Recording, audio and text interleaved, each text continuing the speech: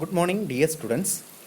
So നമ്മൾ ഈ ചാപ്റ്ററിൻ്റെ ഓൾമോസ്റ്റ് നമ്മൾ അതിൻ്റെ ഫൈനൽ സ്റ്റേജിലെത്തിയിരിക്കുന്നു. ഒരു ക്ലാസ് കൊണ്ട് തന്നെ ഇനിയൊരു അടുത്ത ക്ലാസ്സോട് കൂടി നമ്മൾ ഈ ചാപ്റ്റർ ഫിനിഷ് ചെയ്യും. സോ നമ്മൾ ഇന്നത്തെ ക്ലാസ്സിലും പഠിക്കുന്നത് കുറച്ച് തിയറീസാണ്, കുറച്ച് വാദങ്ങളാണ്. നമ്മൾ ലാസ്റ്റ് ക്ലാസ്സിൽ പഠിച്ചു ഒരുപാട് വാദങ്ങൾ നമ്മൾ പഠിച്ചു. അസത്കാര്യവാദം, സത്കാര്യവാദം, പരിണാമവാദം, പരമാണുവാദം, പീലുഭാഗം, പിതരവാദം.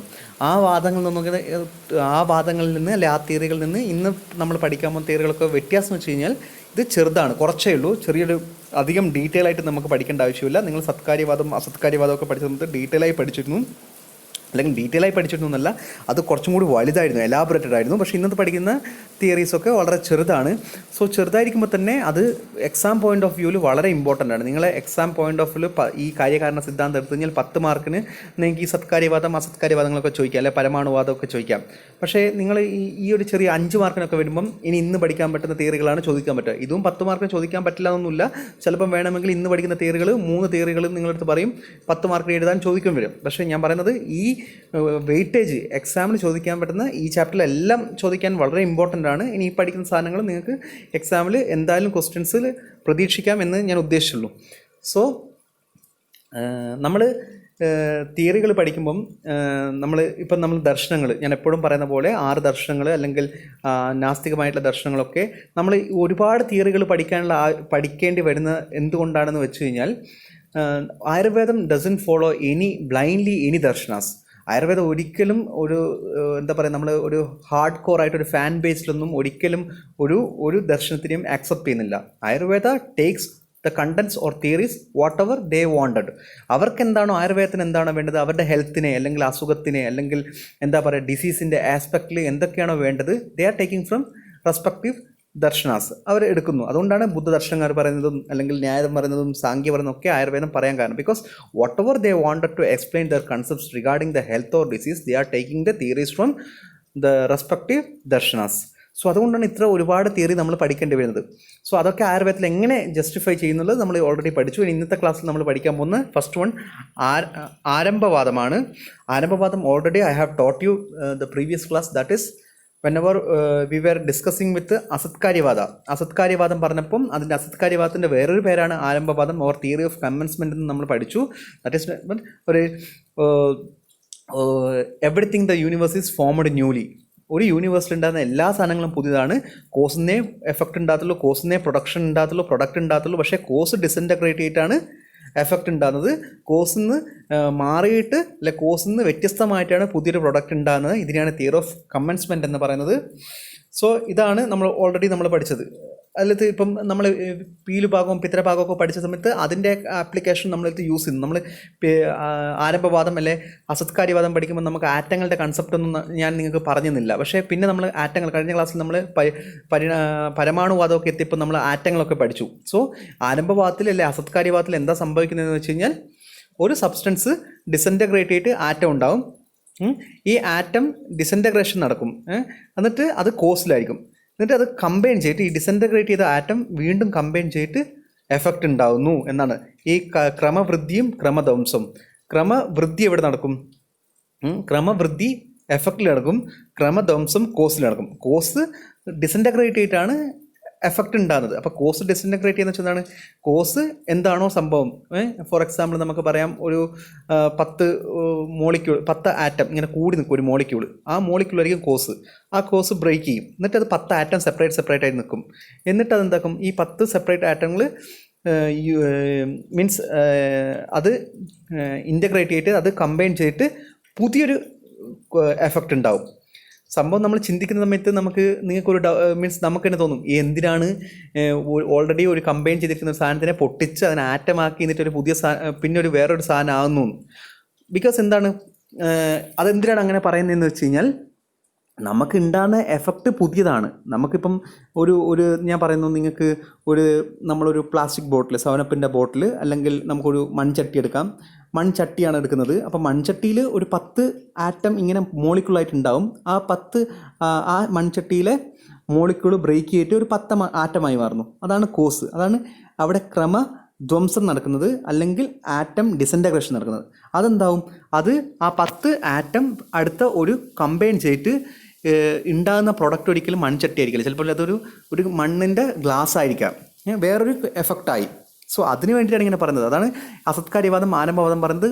ഒരിക്കലും കോസ് ആയിരിക്കില്ല എഫക്റ്റ്, കോസിൽ നിന്ന് വ്യത്യസ്തമായിട്ടേ ഒരു എഫക്റ്റ് ഉണ്ടാകത്തുള്ളൂ. സോ അതാണ് ഈ ആരംഭവാദം പറയുന്നത്. സോ ഞാൻ നിങ്ങൾക്ക് ഇവിടെ ഡൗട്ട് വരുന്ന ഒരു കാര്യം ഞാൻ ജസ്റ്റ് പറഞ്ഞതേ ഉള്ളൂ. കാരണം നിങ്ങൾക്ക് ഇതൊന്നും ഓൾറെഡി ഒരു സബ്സ്റ്റൻസ് ഉണ്ടായ സാധനത്തിനെ വെറുതെ മെനക്കെട്ട് അതിനെ പൊട്ടിച്ച് അതിനെ ആറ്റമാക്കി എന്നിട്ട് വീണ്ടും കമ്പൈൻ ചെയ്തിട്ട് വീണ്ടും ഒരു സബ്സ്റ്റൻസ് ഉണ്ടാക്കുന്നില്ലോ. ഓൾറെഡി നിന്ന പോലെ നിന്നാൽ പോലെ നമുക്കൊരു ഡൗട്ട് തോന്നും. പക്ഷെ അതല്ല പറയുന്നത്, ഒരു സബ്സ്റ്റൻസ് ഉള്ളതിൽ നിന്ന് അത് ഡിസൻറ്റഗ്രേറ്റ് ചെയ്ത് ആറ്റമായി വീണ്ടും കമ്പൈൻ ചെയ്തിട്ട് പുതിയൊരു പ്രൊഡക്റ്റ് ഉണ്ട്. അത് നേരത്തെ മൺചട്ടിയാണ് ഡിസൻറ്റഗ്രേറ്റ് ചെയ്തതാണെങ്കിൽ, പക്ഷേ ആ മൺചട്ടി ഉണ്ടായതിനു ശേഷം അത് കമ്പൈൻ ചെയ്തതിന് ശേഷം ഉണ്ടാകുന്നത് ഒരിക്കലും മൺചട്ടി ആയിരിക്കില്ല. അത് മേ ബി ഒരു ക്ലേനെ കൊണ്ടുണ്ടായ അല്ലെങ്കിൽ മണ്ണിനെ കൊണ്ടുണ്ടായ വേറെ ഏതെങ്കിലും പ്രൊഡക്റ്റ് ആയിരിക്കും ഉണ്ടാവുക. ഇനി മൺപാത്രമോ അല്ലെങ്കിൽ മൺ ഗ്ലാസ്സോ അല്ലെങ്കിൽ എന്താ പറയുക, ഒരുപാട് സാധനങ്ങൾ മൺകൂജയോ അങ്ങനെ എന്തെങ്കിലും ആയിരിക്കും ഉണ്ടാവുക. So this is nothing but Arambhavada. Then Kshana Bhanguravada. So ഇത് നമ്മൾ ഒരുപാട് കേട്ടതാണ് ക്ഷണഭംഗുരവാദം. നിങ്ങൾ ഇത് പഠിച്ചു കഴിഞ്ഞാൽ നിങ്ങൾ ക്ഷണഭംഗുരവാദം എന്ന് ഒരിക്കലും കേട്ട് കാണത്തില്ല. But you may be theory of impermanence എന്നോ ഇങ്ങനെയൊക്കെ പറയും. നിങ്ങൾ ഈ ഒരു തിയറി നിങ്ങൾ ഒരുപാട് ലൈഫിൽ ഒരുപാട് കോട്ട്, ഈവൻ വാട്സപ്പ് സ്റ്റാറ്റസിലും ഇൻസ്റ്റാഗ്രാം സ്റ്റാറ്റസിലും ഫേസ്ബുക്കിലും അല്ലെങ്കിൽ നമ്മുടെ എന്താ പറയുക സ്റ്റാറ്റസ് ഇട്ട് വേർപ്പിക്കുന്ന അവരുടെ സ്റ്റാറ്റസിലൊക്കെ കാണുന്ന ഒരു തിയറിയാണ് ഇത്. Nothing in the universe is permanent, everything in the universe is momentary. ജീവിതത്തിൽ നമ്മുടെ യൂണിവേഴ്സ് കാണിക്കുന്ന ഒരു സാധനവും പെർമനൻ്റ് അല്ല, എല്ലാം എന്താണ് മൊമെൻ്ററിയാണ്. എല്ലാം അപ്പം നശിച്ചു പോകും. നമുക്കൊരു വിഷമമൊക്കെ വരുമ്പം നമ്മുടെ ഫ്രണ്ട്സൊക്കെ പറഞ്ഞ നമ്മളടുത്ത് പറയുന്ന ഒരു കാര്യമാണ്, ഇതൊന്നും ഒരു പെർമനൻ്റ് അല്ല. നൈസായിട്ട് എപ്പോഴെങ്കിലും ഒരു തേപ്പൊക്കെ കിട്ടിക്കഴിഞ്ഞാലാണ് എപ്പോഴും ഇതൊക്കെ പറയുക, ഇതൊക്കെ ഒരു പെർമനൻ്റ് അല്ല, നമുക്ക് ഇതിൽ നല്ല കിട്ടും എന്നൊക്കെ പറയുന്നത്. അതുപോലത്തെ ഒരു തിയറിയുമാണ് nothing in the universe is permanent, everything in the universe is momentary എന്ന് പറഞ്ഞിരിക്കുന്നത്. സോ ഈ തിയറിയാണ് ഇത് പോസ്റ്റുലേറ്റ് ചെയ്തിരിക്കുന്ന ബൗദ്ധ ദർശനമാണ്. ബുദ്ധനാണ് പറഞ്ഞിരിക്കുന്നത്. ബുദ്ധൻ പറഞ്ഞിരിക്കുന്നത് വെച്ചാൽ ഒരു സാധനം ഉണ്ടാകുന്നു, ആ സാധനം ഉണ്ടാകുന്നു, അത് എക്സിസ്റ്റ് ചെയ്യുന്നു, അത് ഡിസ്ട്രക്ട് ചെയ്യുന്നു. ഒരു സാധനം ഉണ്ടാകുന്നു, അത് നിലനിൽക്കുന്നു, അതിന് അതേ മൊമെൻ്റ് തന്നെ എല്ലാവരും മൊമെൻറ്റിൽ നടക്കുന്നതാണ്. ഉണ്ടാകുന്നു, നിലനിൽക്കുന്നു, ഡിസ്ട്രക്ഷൻ നടക്കുന്നു എന്ന് പറയുന്നു. പക്ഷേ ഇത് നമ്മളെപ്പോലത്തെ ഒരു കോമൺ മാന് നമുക്ക് ഒരിക്കലും ആക്സെപ്റ്റ് ചെയ്യാൻ പറ്റത്തില്ല. ബിക്കോസ് നമ്മളെ എക്സാമ്പിൾ ഞാൻ അല്ലെങ്കിൽ നിങ്ങൾ ഈ ക്ലാസ് നിങ്ങൾ ജീവിക്കുന്നു, നിങ്ങൾ നിൽക്കുന്നു, നിങ്ങൾ ഡിസ്ട്രക്ഷൻ നടക്കുന്നുണ്ടോ? ഇല്ലല്ലോ. പക്ഷേ ഇങ്ങനെ നടക്കുന്നുണ്ട്. ശരിക്കും പറഞ്ഞു കഴിഞ്ഞാൽ നമ്മൾ ചിന്തിച്ച് കഴിഞ്ഞാൽ ശരിക്കും നടക്കുന്നുണ്ട്. ഫോർ എക്സാമ്പിൾ ഞാൻ പറയാം, നമ്മൾ ഓരോ സെക്കൻഡും നമുക്കിപ്പം വയസ്സുകൾ നമ്മളിപ്പം നമ്മുടെ ഏജൊക്കെ നമ്മൾ കാൽക്കുലേറ്റ് ചെയ്യുക നമ്മുടെ ഇയർ വെച്ചിട്ടാണ്. നമുക്ക് 20 വയസ്സായി, 19 വയസ്സായി, എനിക്ക് 28 വയസ്സായി എന്നൊക്കെ പറയുന്നത് നമ്മൾ ഒരു ഇയർ വെച്ചിട്ടാണ്. പക്ഷെ നമ്മൾ സെക്കൻഡിൽ എടുത്ത് നോക്കിയേ, നമ്മളിപ്പം പറയും നമ്മളിപ്പം ജീവിച്ചിരിക്കുക ഒരു 100 വയസ്സ് വരെ എന്ന് വെച്ചിരിക്കും. എന്നെ സംബന്ധിച്ചോളം എനിക്ക് എത്ര വയസ്സുള്ള 72 വർഷം എനിക്ക് ജീവിച്ചിരിക്കാൻ പറ്റും. നിങ്ങളെ സംബന്ധിച്ചോളം നിങ്ങൾക്ക് ഇനിയും എത്ര വർഷം, മീൻസ് എനിക്ക് 72 വയസ്സ് വരെ എനിക്ക് ജീവിച്ചിരിക്കാൻ പറ്റും. നിങ്ങളെ സംബന്ധിച്ചോളം നിങ്ങൾക്ക് 80 വർഷം വരെ അല്ലെങ്കിൽ 81 വർഷം വരെ നിങ്ങൾക്ക് ജീവിച്ചിരിക്കാൻ പറ്റും. അപ്പോൾ ഈ ഇയർ വയസ്സിലാണ് പറയുന്നത്. പക്ഷെ നമ്മൾ സെക്കൻഡ് വയസ്സിലെടുത്ത് നോക്കിയേ, മേ ബി എനിക്കൊരു 1 ലക്ഷം സെക്കൻഡ് ജീവിച്ചിരിക്കാൻ പറ്റുമായിരിക്കും, നിങ്ങൾക്ക് 2 ലക്ഷം സെക്കൻഡ് ജീവിച്ചിരിക്കും. അടുത്ത സെക്കൻഡ് എന്തായി, എനിക്ക് 99,999 ആണ് എൻ്റെ സെക്കൻഡ്. അല്ലെങ്കിൽ നമുക്ക് സിമ്പിളായി പറയുകയാണെങ്കിൽ സെക്കൻഡ് പറയുകയാണെങ്കിൽ ഞാൻ 100 സെക്കൻഡായിരിക്കും ജീവിച്ചിരിക്കുക, നിങ്ങൾക്ക് 110 സെക്കൻഡ് ജീവിച്ചിരിക്കാൻ പറ്റുമായിരിക്കും. ഞാനിപ്പോൾ സംസാരിച്ചു, അപ്പോൾ എന്താ എൻ്റെ ഒരു സെക്കൻഡ് ഓൾറെഡി കുറഞ്ഞു. ഒരു സെക്കൻഡ് മീൻസ് ഇനി എനിക്ക് 95 സെക്കൻഡേ ജീവിച്ചിരിക്കാൻ പറ്റത്തുള്ളൂ, നിങ്ങൾക്ക് 105 സെക്കൻഡേ ജീവിച്ചിരിക്കാൻ പറ്റുള്ളൂ. കാരണം സെക്കൻഡിൽ എടുക്കുന്ന സമയത്ത് നമുക്ക് മനസ്സിലാവും നമ്മൾ ഈ ഏജ് വൈസ് ഒക്കെ എടുക്കുന്നുണ്ട്, അല്ലെങ്കിൽ നമ്മൾ എന്താ പറയുക നമ്മുടെ കാൽക്കുലേഷൻ വലിയൊരു ഡോമിനൻ്റായതുകൊണ്ടാണ് നമുക്ക് മനസ്സിലാൻ പറ്റാത്തത്. സോ ശരിക്കും അത് എടുത്തു കഴിഞ്ഞാൽ നമുക്ക് ഈ ബുദ്ധദർശനം നമുക്ക് പ്രാക്ടിക്കലി ആപ്ലിക്കബിൾ ആക്കി കഴിഞ്ഞാൽ നമുക്ക് മനസ്സിലാവും നമ്മളൊക്കെ ക്ഷണിക്കാൻ വേണം. നമ്മളിപ്പോൾ സംസാരിച്ച മൊമെൻറ്റ് കഴിഞ്ഞു, നമ്മുടെ ലൈഫിലെ മൊമെൻറ്റ് കഴിഞ്ഞു, ഇനി പുതിയൊരു മൊമെൻ്റ് ആണ്. പക്ഷെ നമ്മളത് കെയർ ചെയ്യുന്നില്ല ആ മൊമെൻ്റ് എന്ന് പറയുന്ന സംഭവം. സോ ഇതാണ് ക്ഷണഭംഗുരവാദം. ഇത് ആയുർവേദത്തിൽ ഇത് ആപ്ലിക്കബിൾ ആണ്. ഈ ദർശനം അല്ലെങ്കിൽ ഈ ഒരു തിയറി ആയുർവേദം ആക്സെപ്റ്റ് ചെയ്തിട്ടുണ്ട്. Kshana means momentary, bhangura means destruction. Everything the universe is momentary, എല്ലാം അപ്പം നശിച്ചു പോകുന്ന സാധനമാണ്. നിങ്ങൾ ശരീരത്തിൻ്റെ ഡെഫിനിഷൻ പഠിച്ചു, ശരീരത്തെ അനേന്ത്യ ശരീരം. എന്താണ് കണ്ടിന്യൂസ് ആയി ഡിസ്ട്രക്ഷൻ ചെയ്യുന്ന എന്താണോ, ഡിസ്ട്രക്ഷൻ നടക്കുന്ന എന്താണോ അതാണ് ശരീരം എന്ന് പറയുന്നത്. ഫോർ എക്സാമ്പിൾ ഇപ്പോൾ ഒരു മുടിയുണ്ട്, എല്ലാവരുടെയും പ്രശ്നമാണ് മുടി കൊഴിയുക എന്നുള്ളത്. ഇനി വയസ്സ് കൂടുന്തോറും മുടിയുടെ ആയുസ് കുറഞ്ഞു വരും. സോ ഇപ്പോൾ ഉള്ള ഇന്ന് കാണുന്ന മുടിയുടെ ആയുസ് ആയിരിക്കില്ല നാളെ ഉണ്ടാവുക, അത് നശിച്ചുകൊണ്ടിരിക്കുകയാണ്. അല്ലെങ്കിൽ ഈ സെക്കൻഡിലുള്ള ഈ ഒരു മണിക്കൂറിൽ ഇപ്പം ഞാൻ പറയുമ്പോഴുള്ള നിങ്ങളുടെ മുടിയുടെ നമ്മുടെ മുടിയുടെ ഹെൽത്ത് ആയിരിക്കില്ല അടുത്ത 1 മണിക്കൂറിലുണ്ടാവുക. പക്ഷെ നമ്മൾ മനസ്സിലാക്കുന്നില്ല. അതുകൊണ്ട് മാത്രമാണ് ഇതൊരു നമ്മുടെ കോംപ്രഹെൻഷൻ്റെ ഒരു പ്രശ്നമാണ്.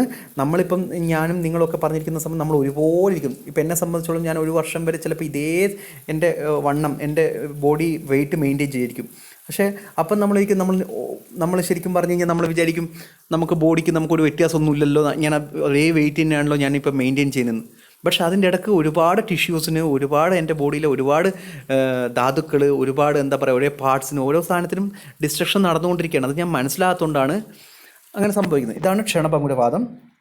ആയുർവേദത്തിൽ ഇത് എവിടെയാണ് യൂസ് ചെയ്യുന്നത് വെച്ച് കഴിഞ്ഞാൽ ഞാൻ പറഞ്ഞ പോലെ ക്ഷീര്യത അനേനിധി ശരീരത്തിന് ഇങ്ങനെയാക്കുന്നു. വേറൊരു ആയുർവേദം യൂസ് ചെയ്യുന്ന ആയുർവേദം ചരകൻ എക്സ്പ്ലെയിൻ ചെയ്യുന്ന സ്വഭാവ ഉപരമവാദം എന്ന് പറഞ്ഞിട്ടൊരു ഒരു വാദമുണ്ട്, ഒരു തിയറി ഉണ്ട്. അത് ഞാൻ ഇന്ന് നിങ്ങൾക്ക് പഠിപ്പിക്കും. ആ ഒരു കൺസെപ്റ്റിലും ഇത് തന്നെയാണ് യൂസ് ചെയ്തിരിക്കുന്നത്.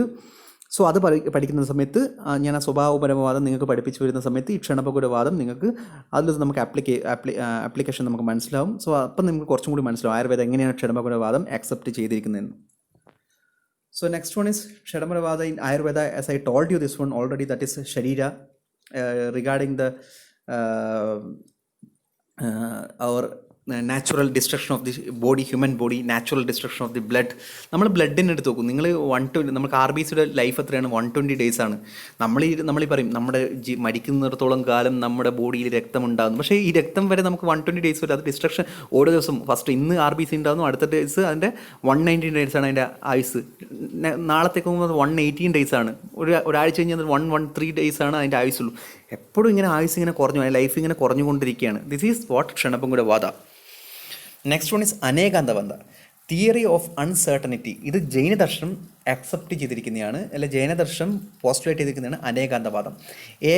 അനേകാന്തം എന്ന് വെച്ചാൽ ഏകാന്തത്തിൻ്റെ ഓപ്പോസിറ്റാണ്. ഏകാന്തം മീൻസ് വാട്ട്? കൺക്ലൂസീവ്. കൺക്ലൂസീവ് എന്ന് വെച്ചാൽ എന്താണ്? നമുക്ക് ഒരു കാര്യത്തിന് നമ്മൾ എന്താ പറയുക, ഫൈനലായിട്ട് പറയാം, കൺക്ലൂസ് ചെയ്ത് പറയാം. നമ്മളിപ്പം പറയും, നമ്മളൊരു ഫോണിൻ്റെ കേസ് എടുക്കും. നമ്മളിപ്പം പറയും the best phone in the world is iPhone എന്ന് പറയും. ആപ്പിളിൽ നിന്ന് നമ്മൾ പറയുന്നു.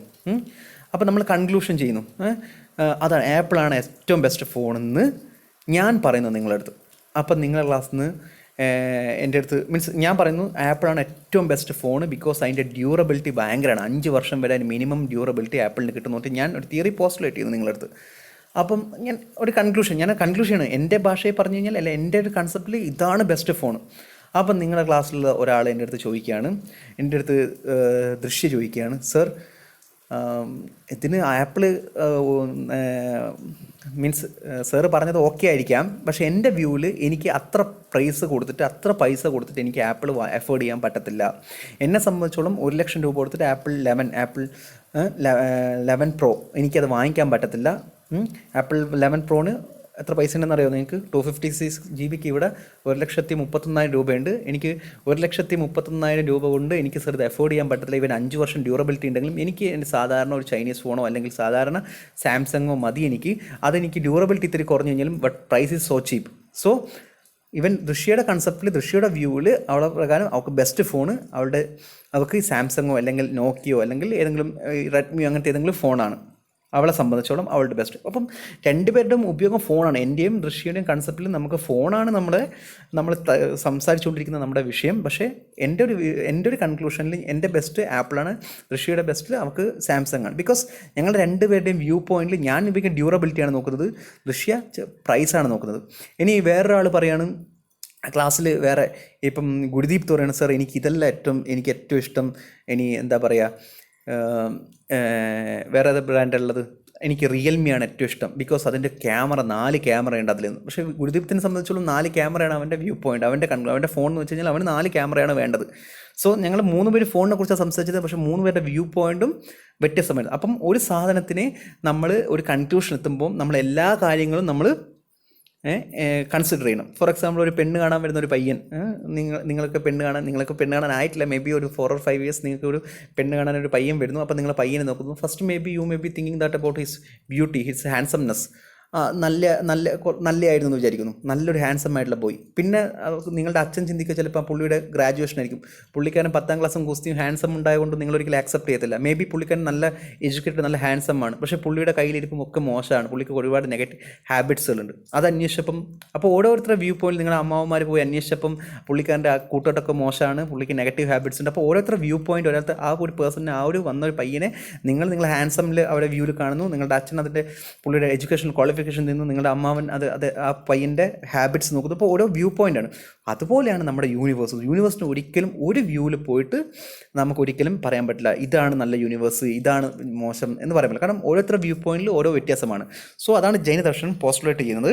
സോ ഇത് ആയുർവേദത്തിലും ഇത് നന്നായിട്ട് പോസ്റ്റുലേറ്റ് ചെയ്തിട്ടുണ്ട്, ഈ തിയറി ആക്സെപ്റ്റ് ചെയ്തിട്ടുണ്ട്. എങ്ങനെയാണെന്ന് വെച്ച് കഴിഞ്ഞാൽ, നിങ്ങൾ സിദ്ധാന്തം പഠിച്ചില്ലേ, സിദ്ധാന്തത്തിൽ സർവതന്ത്രം, പ്രതിതന്ത്രം, അഭ്യുപഗമ സിദ്ധാന്തം പഠിച്ചില്ലേ നിങ്ങൾ? അധീകരണ സിദ്ധാന്തം പഠിച്ചില്ല. ലാസ്റ്റ് അധീകരണ സിദ്ധാന്തം പറഞ്ഞിട്ടുണ്ടോ? ചിലർ പറയും ദ്രവ്യത്തിൻ്റെ രസമാണ് ബെസ്റ്റ്, ചിലർ പറയും വീര്യമാണ് ബെസ്റ്റ്, ചിലർ പറയും അതിൻ്റെ വിഭാഗമാണ് ബെസ്റ്റ് എന്ന് പറഞ്ഞില്ലേ? ഈവൻ അഷ്ടാംഗത്തിൻ്റെ 9th ചാപ്റ്റർ പറയുമ്പോൾ തന്നെ ആദ്യം പറയും ദ്രവ്യമേവ രസാദീനാം ശ്രേഷ്ഠം എന്ന് പറയും, ദ്രവ്യമാണ് രസങ്ങളൊക്കെ ശ്രേഷ്ഠം. കുറച്ച് കഴിഞ്ഞിട്ട് പറയും രസമാണ്, ഈ രസഗുണ വീര്യ വിഭാഗങ്ങളിൽ രസമാണ് ഏറ്റവും ബെസ്റ്റ് എന്ന് പറയും. പിന്നെ പറയും വീര്യം പറയുമ്പോൾ പറയും വീര്യമാണ് ബെസ്റ്റ് എന്ന് പറയും. പക്ഷേ വിഭാഗം പറയുമ്പോൾ വിഭാഗമാണ് ബെസ്റ്റ് എന്ന് പറയും. പ്രഭാവം പറയുമ്പോൾ പ്രഭാവമാണ് ബെസ്റ്റ് എന്ന് പറയും. കണ്ടക്സ്റ്റ് വൈസ് ഒപ്പീനിയൻ മാറും. അപ്പോൾ അങ്ങനെയാണ് ആയുർവേദം ഇവിടെ അക്സെപ്റ്റ് ചെയ്തിരിക്കുന്നത്. ആയുർവേദം പറയും വാദമാണ് ഏറ്റവും പ്രധാന ദോഷം എന്ന് പറയും, കുറച്ച് കഴിഞ്ഞാൽ പിത്തമാണ് പ്രധാന ദോഷം എന്ന് പറയും, പിന്നെ പറയും കഫമാണ് പ്രധാന ദോഷം എന്ന് പറയും. സോ കണ്ടക്സ്റ്റ് വൈസ് അത് മാറുന്നതാണ്, നമ്മൾ മനസ്സിലായിക്കൊള്ളണം അത് പറയുന്നത്, അത്രയേ ഉള്ളൂ. സോ അങ്ങനെയാണ് ആയുർവേദം അക്സെപ്റ്റ് ചെയ്തിരിക്കുന്നത്. ഇപ്പോൾ നമ്മൾ ഒരു ഡിസീസിൻ്റെ COVID-19 ആയി കഴിഞ്ഞാൽ ചില ആൾക്കാരോട് COVID-19 പേടിക്കേണ്ട ആവശ്യമില്ല. അതിൽ ഫാറ്റാലിറ്റി റേറ്റ് ഓൺലി 2% ഉള്ളൂ. 100 പേർക്ക് വന്നു കഴിഞ്ഞാൽ 2 ആൾക്കാരെ മരിക്കാൻ ചാൻസ് ഉള്ളൂ. അതേസമയം നിപ്പയൊക്കെ വന്നു കഴിഞ്ഞാൽ ഓൾമോസ്റ്റ് 100 പേര് വന്ന് 80 പേര് മരിക്കാൻ ചാൻസ് ഉണ്ട്, 20 പേര് മാത്രം ജീവിക്കാനുള്ള സസ്റ്റൈനബിലിറ്റി ഉള്ള ആൾക്കാരുള്ളൂ എന്ന് പറയും. പക്ഷേ അതൊരാൾ അങ്ങനെ പറയുമ്പോൾ വേറൊരാൾ പറയും COVID-19 ഭയങ്കര ഭീകരമാണ്, ബിക്കോസ് അത് ഒരാൾക്ക് എഫക്ട് ചെയ്ത ആ ഒരു പേഴ്സൺ മിനിമം 50 to 60% കൊടുക്കാനുള്ള അല്ലെങ്കിൽ ട്രാൻസ്മിറ്റ് ചെയ്യാനുള്ള കഴിവുണ്ടെന്ന് പറയും. സോ നിപ്പ ഒന്നും അല്ലെങ്കിൽ വേറൊരു അസുഖങ്ങൾ, വേറൊരു വൈറൽ ഡിസീസൊന്നും ഇത്ര പെട്ടെന്ന് ട്രാൻസ്മിഷൻ നടക്കേണ്ട കഴിവ് അവർക്കില്ല. സോ അങ്ങനെ 2 വ്യൂവിൽ നോക്കിക്കഴിഞ്ഞാൽ കോവിഡിനത്തിന് ചില ആൾ പറയും ഇത് പേടിക്കാനില്ല, ചിലരും പേടിക്കും ബിക്കോസ് ട്രാൻസ്മിഷൻ റേറ്റ് കൂടുതലാണ്, പവർ കൂടുതലാണ്. സോ അങ്ങനെയൊക്കെയാണ്. ചിലർ പറയും ഇത് പേടിക്കണം because there is no medicine എന്ന് പറയും, മെഡിസിൻ ഇല്ല എന്ന് പറയും. അപ്പം അങ്ങനെയൊക്കെ ഓരോ വ്യൂവിലാണ് ഓരോ ഡിസീസിനെ അവർ കാണുക. അത് നമ്മൾ പല ഡോക്ടേഴ്സിൻ്റെ അടുത്ത് പോയി കഴിഞ്ഞാൽ തന്നെ നമുക്ക് ഈ ഒരു ഒപ്പീനിയൻ മനസ്സിലാവും. നിങ്ങൾ ഒരേ അസുഖം കൊണ്ട് തന്നെ ഒരു ഡോക്ടർ അടുത്ത് പോയാൽ ചില ഡോക്ടർ പറയും ഇതൊന്നും കാര്യമില്ല, ചില ഡോക്ടറോട് ഇത് പേടിക്കണം എന്നൊക്കെ പറയും. മേ ബി ഇതാണ് ഇങ്ങനെ ഒരു വ്യൂ, ഒരു അസുഖത്തിനെ വ്യൂ ചെയ്യുന്നത് അല്ലെങ്കിൽ ഒരാളെ വ്യൂ ചെയ്യുന്ന ഡിഫറെൻറ്റ് വ്യൂവിനെയാണ് നമ്മൾ അനേകാന്തവാദം എന്ന് പറയുക. So next one is svabhava uparamavada. This is the most important theory.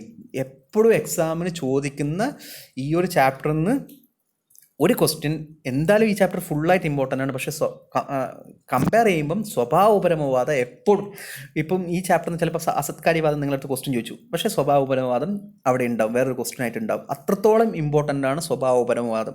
സ്വഭാവം means natural, parama means destruction. Natural destruction എന്നാണ് ഈ ഒരു വേർഡ് കൊണ്ട് പറഞ്ഞിരിക്കുന്നത്. ഇത് പോസ്റ്റുലേറ്റ് ചെയ്തിരിക്കുന്നത് ചരക സംഹിതയാണ്, വേറെ ഒരു ദർശനമല്ല.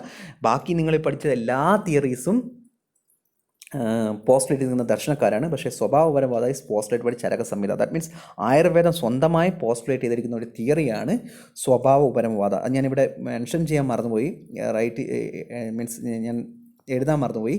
But I will write in to the PDF. ഞാൻ നിങ്ങൾക്ക് അയച്ചിരുന്ന PDF അത് എഴുതാം. This is postulated by Charaka Samhita. Charaka സംഹിതയിൽ സൂത്രസ്ഥാനം 16th ചാപ്റ്ററിൽ ചികിത്സാ പ്രകൃതി അധ്യായത്തിലാണ് ഇത് പറഞ്ഞിരിക്കുന്നത്. ചികിത്സകളെ കുറിച്ച് പറയുമ്പോഴാണ് ഇവിടെ ചരകൻ ഈ തിയറി പോസ്റ്റുലേറ്റ് ചെയ്തിരിക്കുന്നത്. പക്ഷേ ചരകൻ ഈ തിയറി പോസ്റ്റുലേറ്റ് ചെയ്തിരിക്കുന്നത് നേരത്തെ പറഞ്ഞ പോലെ ക്ഷണഭംഗുരവാദത്തിൽ നിന്നൊക്കെ കൺസെപ്റ്റ് എടുത്തിട്ടാണ്. പക്ഷേ ഈ ഒരു തിയറി എക്സാക്റ്റ് ആയിട്ട് പോസ്റ്റുലേറ്റ് ചെയ്തിരിക്കുന്നത് ചരകൻ തന്നെയാണ്. What is natural, what is svabhavaparamata? സ്വഭാവം means natural, parama means destruction. Natural destruction എന്താണ്? ഈ നാച്ചുറൽ ഡിസ്ട്രക്ഷൻ എന്നുള്ള വേർഡ് കൊണ്ട് ചരകൻ ഉദ്ദേശിക്കുന്നത് ഒരു അസുഖം ഉണ്ടായിക്കഴിഞ്ഞാൽ അല്ലെങ്കിൽ ഒരു സാധനം, ഒരു സബ്സ്റ്റൻസ് ഉണ്ടാകാൻ ഒരു കോസ് വേണം. അത് എല്ലാവർക്കും ഒരു സബ്സ്റ്റൻസ് ഉണ്ടാകാൻ അല്ലെങ്കിൽ ഒരു പ്രൊഡക്റ്റ് ഉണ്ടാകാൻ കോസ് വേണം. പക്ഷേ ആ പ്രൊഡക്റ്റ് അല്ലെ ആ സബ്സ്റ്റൻസ് നശിക്കാൻ പ്രത്യേകിച്ച് കാരണങ്ങളൊന്നും വേണ്ട, അത് നാച്ചുറലായിട്ട് നശിച്ചുകൊള്ളുന്നു. അതിന് ചക്രപാണി ദത്ത അതിനൊരു ഒരു എക്സാമ്പിൾ ആയിട്ടുണ്ട്. നമുക്കൊരു വിളക്ക് കത്തിക്കണം. വിളക്ക് കത്തിക്കണമെങ്കിൽ എന്തൊക്കെ വേണം? ഒന്ന് വിളക്ക് വേണം, പോട്ടെ വിളക്കിന് വിട്ടേക്കും. നമുക്ക് നാച്ചുറലായിട്ട് പറയാം, നമുക്ക് വിളക്ക് തിരി വേണം, വെളിച്ചെണ്ണ അല്ലെങ്കിൽ ഓയിൽ വേണം. ഈ 2 സാധനം നമുക്ക് വേണം. തീപ്പെട്ടിയൊക്കെ വേണം, മാച്ച് ബോക്സ് ഒക്കെ വേണം. പക്ഷേ മെയിനായിട്ട് വേണ്ട നമുക്ക് വെളിച്ചെണ്ണയും നമുക്ക് വിളക്ക് തിരിയും വിക്കും വേണം. പക്ഷേ നമ്മൾ കത്തിച്ചതിന് ശേഷം നമ്മൾ ഇതൊക്കെയാണ് കോസസ്. ഇനി ഇത് കെടാൻ, ഇത് നശിച്ചു പോകാൻ ഇനി വേറെ എന്തെങ്കിലും കാരണം വേണോ? വേറെ മഴ എന്തെങ്കിലും കാരണം വേണോ? കാരണം എന്താണ്? വേറെ ഇത് നശിക്കാൻ, ഈ വിളക്ക് തിരി അല്ലെ വിളക്ക് കത്തിച്ചത് നശിക്കാൻ പ്രത്യേകിച്ച് വേറെ കാരണങ്ങളൊന്നും വേണ്ട. കാരണം എന്താണ് വേണ്ടത്? ഈ വിളക്കിലെ തിരി കത്തിയിട്ട് തീർന്നു പോയി കഴിഞ്ഞാലോ, അല്ലെങ്കിൽ അതിലുള്ള ഓയിൽ, അതിലുള്ള വെളിച്ചെണ്ണ തീർന്നു കഴിഞ്ഞാൽ ഇത് നാച്ചുറലായിട്ട് ഇതങ്ങ് നശിച്ചു പോകും. നമുക്കറിയാം, നമ്മൾ വൈകുന്നേരം വിളക്ക് കത്തിച്ച് കഴിഞ്ഞാൽ മേ ബി, അല്ലെങ്കിൽ നമ്മൾ എപ്പോഴെങ്കിലും ഒരു തിരി കത്തിച്ച് കഴിഞ്ഞാൽ നമുക്കറിയാം അതിൻ്റെ അവസാനം, അല്ലെങ്കിൽ ഒരു മെഴുകുതിരി, സിമ്പിളായിട്ട് മെഴുകുതിരി കത്തിക്കാൻ, നമുക്ക് കത്തിക്കാൻ മെഴുകുതിരി വേണം, നമ്മൾ കത്തിക്കാൻ തീപ്പെട്ടി വേണം. പിന്നെ തീരാൻ അതൊന്നും വേണ്ട. ആ മെഴുക് തീർന്നു കഴിഞ്ഞ് കഴിഞ്ഞാൽ, അല്ല ആ തിരി തീർന്നു കഴിഞ്ഞാൽ അത് കെട്ടുപോകും, അല്ല അണഞ്ഞു പോകും. ഇതാണ് നാച്ചുറൽ ഡിസ്ട്രക്ഷൻ. ഇതുപോലെയാണ് ബോഡിയിലും, നമ്മുടെ ഹ്യൂമൻ ബോഡിയിലും നടക്കുന്നുണ്ടെന്നാണ് ആചാര്യം പറയുന്നത്. ജായന്തേ ഹേതു വൈഷമ്യാത് വിഷമാ ദേഹദാതവ ഹേതു സാധ്മ്യാത് സമസ്തേഷാം സ്വഭാവ ഉപരമഃ സദാഹ. ജായന്തേ ഹേതു വൈഷമ്യാത്, ഈ ശ്ലോകം വളരെ ഇമ്പോർട്ടൻ്റ് ആണ്, നിങ്ങൾ പഠിക്കണം. ജായന്തേ ഹേതു വൈഷമ്യാത് വിഷമാ ദേഹദാതവ. നമുക്ക് ഹേതു, ഒരു കോസ്, ഒരു നമ്മുടെ നിദാനങ്ങൾ, അല്ലെ causative factors, disturbance in the equilibrium of causative factors, hetuvasha causes imbalance in dehadhatu. So disturbance in the equilibrium of causative factors, ഒരു കോസസിൽ, കോസറ്റീവ് ഫാക്ടേഴ്സിൽ ഡിസ്റ്റർബൻസ് വന്നു കഴിഞ്ഞാൽ നമ്മളെന്തൊക്കെ ധാതുക്കൾക്ക് പ്രശ്നങ്ങൾ, ധാതുക്കളും എന്താ പറയുക വൈഷമ്യത്തിലെത്തും, ധാതുക്കളും ഡിസ്ഇക്വിലിബ്രിയത്തിലാവും, അല്ലെങ്കിൽ ഡിസ്റ്റർബ്ഡ് ആവും. പോസിറ്റീവ് ഫാക്ടേഴ്സിൽ ഡിസ്റ്റർബൻസ് വന്നു കഴിഞ്ഞാൽ ഒബ്വിയസ്ലി, അല്ലെങ്കിൽ കോസറ്റീവ് ഫാക്ടേഴ്സിന് ഡിസ്റ്റർബൻസ് വേണ്ട, കോസറ്റീവ് ഫാക്ടേഴ്സ്, അല്ലെങ്കിൽ നമ്മൾ പറഞ്ഞു രോഗസ്തു ദോഷ വൈഷമ്യം, ദോഷസാമ്യം, അരോഗത എന്നൊക്കെ നമ്മൾ പഠിച്ചല്ലോ. അതുപോലെ ഒരു അസുഖം ഉണ്ടാണെങ്കിൽ നിദാനങ്ങൾ, കോസറ്റീവ് ഫാക്ടേഴ്സ് വേണം. സോ ഈ കോസറ്റീവ് ഫാക്ടേഴ്സിലുള്ള ഡിസ്റ്റർബൻസ്, അല്ലെ കോസറ്റീവ് ഫാക്ടേഴ്സ് കൊണ്ടാണ് നമ്മുടെ ധാതുക്കൾ, നമ്മുടെ ദേഹത്തിലെ ധാതുക്കൾ, അല്ലെ ദോഷങ്ങൾ വിഷയേറ്റ് ആവുക. ഇനി ഈ കോസറ്റീവ് ഫാക്ടേഴ്സ് നമ്മളെ നോർമലാണെങ്കിൽ നമുക്ക് അസുഖം ഉണ്ടാകത്തില്ല. എക്സാമ്പിൾ, ഇതിങ്ങനെ പോസിറ്റീവ് ഫാക്ടേഴ്സ് പറയേണ്ട, നമ്മൾ ദോഷങ്ങൾ എടുക്കുന്നു, 3 ദോഷം, വാദം പിത്തം കഫം. ഈ വാദം പിത്തം കഫത്തിൻ്റെ വിശേഷം വന്നു കഴിഞ്ഞാലാണ് നമ്മൾ അസുഖം ഉണ്ടാവും നമ്മുടെ ബോഡിയിൽ.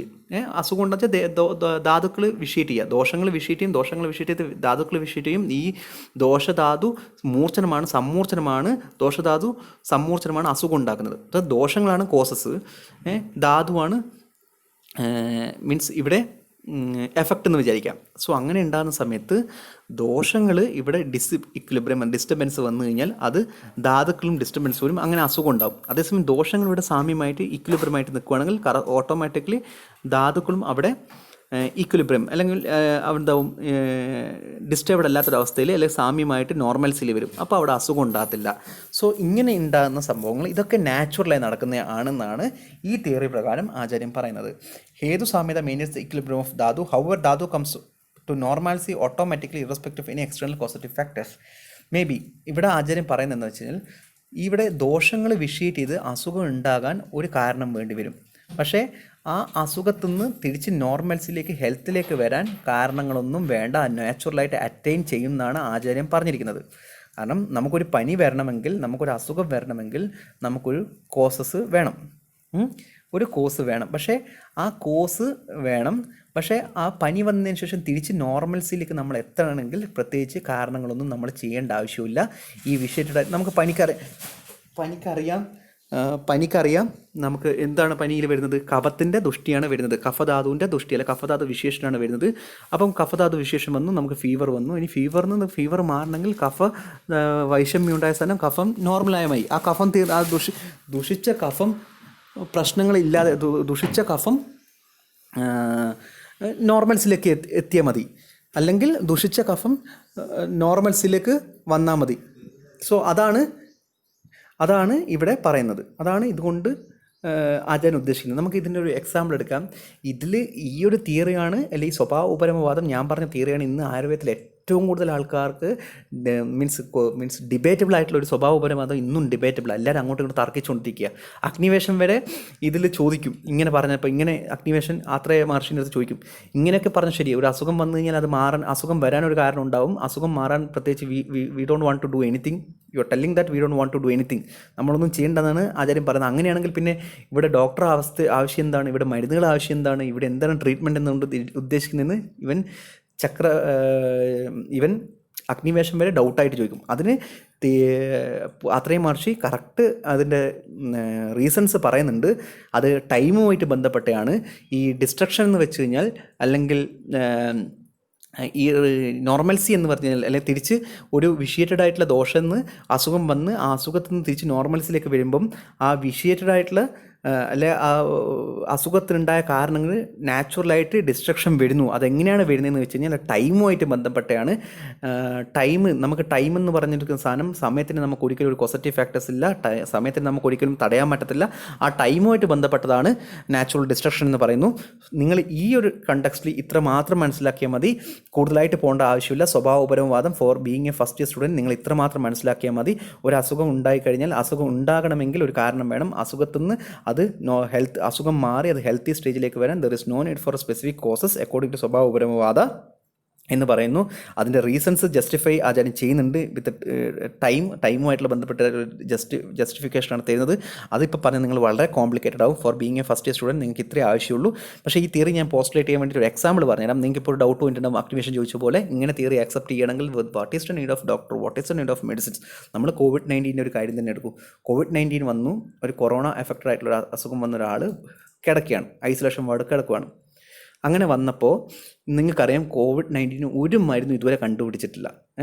ഒരു മരുന്നും there is no vaccine exactly given, there is no vaccine till now find or emerge or എന്താ പറയുക, നമ്മൾ ഇതുവരെ അതിന് വേണ്ടിയിട്ട് ഒരു new vaccine we didn't invent a vaccine till now for COVID-19. എന്നിട്ട് കൂടി ആൾക്കാർ ഇത്രത്തോളം ആൾക്കാരുകൾ ഇന്ത്യയിൽ തന്നെ ഏകദേശം 4 ലക്ഷം ആൾക്കാർ എഫക്ട് ചെയ്തു. അതിൽ ഏകദേശം മോർ ദാൻ 53% ആൾക്കാർ റിക്കവർ ചെയ്തു. ഇവൻ മരുന്നില്ലായിട്ട് കൂടി ആൾക്കാർ റിക്കവറി വന്നു, ആൾക്കാർക്ക് അസുഖം മാറി. ഇവൻ ദർ ഇസ് നോ മെഡിസിൻ. അവിടെ ഡോക്ടേഴ്സ് ഉണ്ട്. നിങ്ങൾക്ക് COVID-19 കേസസിനെ കുറിച്ച് നിങ്ങൾ വായിച്ചു കഴിഞ്ഞാൽ COVID-19 വന്ന കേസ് വന്ന ഒരാളെ നേരെ ഹോസ്പിറ്റലിൽ പോയി മീൻസ് അവിടെ ഐസൊലേഷൻ സെൻറ്ററിൽ പോയി അവിടെ കിടത്തുന്നേ ഉള്ളൂ. ബിക്കോസ് വൈ, ഇതിൻ്റെ ട്രാൻസ്മിഷൻ അല്ലെങ്കിൽ മറ്റുള്ളവർക്ക് കൊടുക്കാൻ, അത് മറ്റുള്ളവർക്ക് പകരാതിരിക്കാൻ വേണ്ടി പുള്ളിയെ ഒരു അസുഖം വന്ന ഒരാളെ ഐസൊലേഷൻ വാർഡിൽ ഇരുത്തുന്നേ ഉള്ളൂ.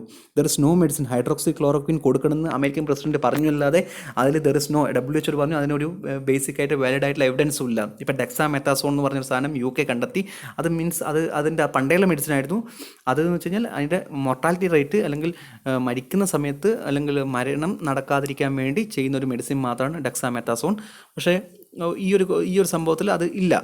ആ ഡെക്സാമെത്തസോൺ ഒരിക്കലും ഡെക്സാമെത്തസോൺ കഴിച്ച ഒരാൾക്ക് ഒരിക്കലും COVID-19 വരാതിരിക്കത്തില്ല. പക്ഷെ വന്നു വെച്ച് തന്നെ മരിക്കാനുള്ള ചാൻസ് വളരെ കുറവാണ്. അല്ലെങ്കിൽ വളരെ മീൻസ് UK 5,000 പേഷ്യൻസ് ഡെക്സാമെത്തസോൺ കൊടുത്തപ്പം മോർട്ടാലിറ്റി റേറ്റ് വളരെ കുറവായിരുന്നു.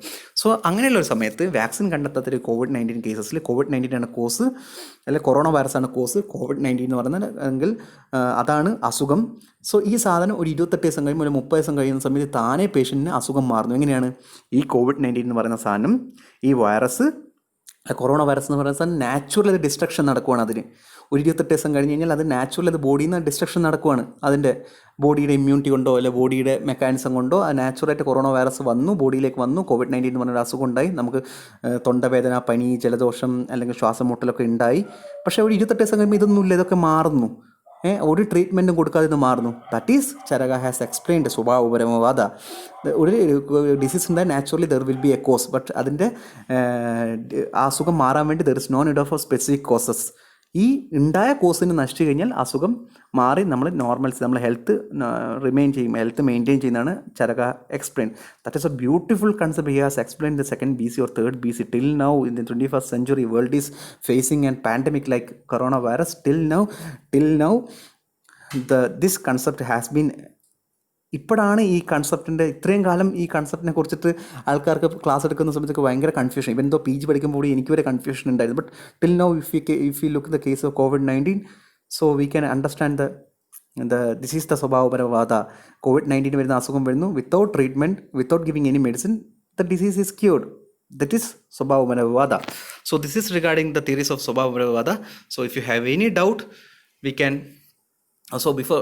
അതിന് മുമ്പ് ഒരു വാദം കൂടിയുണ്ട് സ്വഭാവവാദ സിലബസിൽ. സ്വഭാവവാദം മീൻസ് നാച്ചുറൽ, സ്വഭാവം മീൻസ് നാച്ചുറൽ, വാദ മീൻസ് തിയറി, നാച്ചുറൽ തിയറി. സ്വഭാവവാദം എന്ന് വെച്ച് കഴിഞ്ഞാൽ ഈ നമ്മുടെ ശരീരത്തിൽ കാണുന്ന പല സാധനങ്ങളും നാച്ചുറലായിട്ട് ഉണ്ടായതാണ്. സ്വഭാവം നാച്ചുറലായിട്ട് ഉണ്ടായതാണ്. അത് പ്രത്യേകിച്ച് കാരണങ്ങളൊന്നുമില്ല. സ്വഭാവം നാച്ചുറലായിട്ട് ഉണ്ടായ ഒരു സംഭവം. നമ്മളിപ്പം ഇവിടെ നിങ്ങൾ സൃഷ്ടി ഉത്പത്തി പഠിക്കുമ്പോൾ പറയുന്നുണ്ട് സ്വഭാവ ഈശ്വരം കാലം യദൃശം നീതിം തഥാ പരിണാമം ച മന്യതേ മൃദുദർശന 6 കാരണങ്ങൾ പറയുന്നുണ്ട് സൃഷ്ടിത്വത്തിൽ. ഇത് ഫസ്റ്റ് സ്വഭാവമാണ്, നാച്ചുറലാണ്. നമുക്ക് പിന്നെ ആ സ്വഭാവത്തിൽ തന്നെ ദലഹനം സുശ്രുതത്തിൽ ദലഹനം കമൻറ്ററി പറയുന്നു, അംഗപ്രത്യംഗ നിർവൃത്തി വാദ ഏവജായതേ. നമ്മളെ ഹ്യൂമൻ ബോഡിയിൽ അംഗങ്ങളും പ്രത്യംഗങ്ങളും ബോഡി പാർട്സുകളുണ്ടെന്ന്, ബോഡിയിൽ ഓർഗൻസ് ഉണ്ടാകുന്നു, അതൊക്കെ നാച്ചുറൽ ഉണ്ടാകുന്നതാണ്. അതിനൊരു കോസൊന്നുമില്ല, നാച്ചുറലി അത് ഉണ്ടാകുന്നു. അതുപോലെയാണ് ആയുർവേദത്തിലും ഈ സാധനങ്ങളെ ആക്സെപ്റ്റ് ചെയ്തിരിക്കുന്നത്. ഇത് ഈ സൃഷ്ടി ഉത്പത്തി തന്നെ നമ്മളെ ബോഡിയിൽ ചില പാട്ടുകൾ നാച്ചുറലായിട്ട് ഉണ്ടാകുന്നത്. അതിനൊരു പ്രത്യേകിച്ചൊരു കാരണങ്ങളൊന്നും പറയാൻ പറ്റുന്നില്ല. നമുക്ക് വിചാരിക്കാം ചില ആൾക്കാർക്കുണ്ടാകും പ്രമേഹമൊക്കെ, നമുക്ക് പറയാം പ്രമേഹം, ഡയബറ്റീസ് മെൽറ്റസ് എടുക്കാം, അല്ലെങ്കിൽ നമുക്ക് ക്യാൻസറൊക്കെ ഇപ്പോൾ എടുക്കാം.